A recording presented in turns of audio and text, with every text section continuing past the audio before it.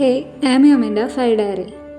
അപ്പോൾ ഇപ്പോൾ ക്രിസ്മസ് എക്സാമൊക്കെ 3 കഴിഞ്ഞ് ഞാൻ ഇങ്ങനെ ഇരിക്കുകയാണ്. അപ്പോൾ 10th കുട്ടികളുണ്ട് കാണുന്നത്, 9th 8th 11th 12th എന്ന ക്ലാസ്സിലുള്ള കുട്ടികളാണ് നമ്മളെ ചാനൽ കാണുന്നത്.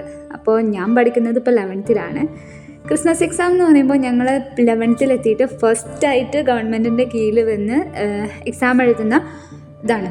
ഓക്കെ, ഗവൺമെൻറ്റിൻ്റെ ക്വസ്റ്റ്യൻ പേപ്പറിൽ ഫസ്റ്റായിട്ട് എക്സാം എഴുതാണ് +1. എല്ലാ സ്കൂളിലും അങ്ങനെ തന്നെയാണ്. ആൻഡ് ഇറ്റ് വാസ് അറബിക് സിമ്പിളായിരുന്നു ആൻഡ് ഇംഗ്ലീഷും സിമ്പിളായിരുന്നു. But today's exam is chemistry. It was like 3G. ഭയങ്കര ടഫായിരുന്നു, കാരണം ക്വസ്റ്റ്യൻ ഭയങ്കര ഡിഫിക്കൽട്ടായിരുന്നു.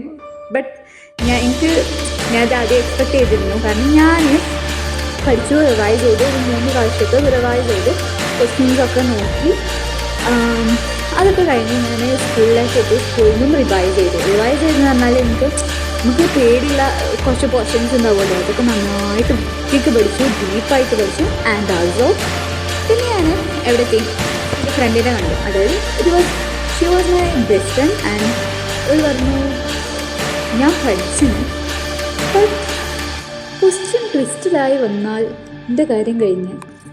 അതേപോലെ എക്സാം വന്നു. It was not at all hard, because it was a universal truth. അതൊരു യൂണിവേഴ്സൽ ട്രൂത്താണ്. ഞാൻ അത്യാവശ്യം പഠിച്ചിരുന്നു.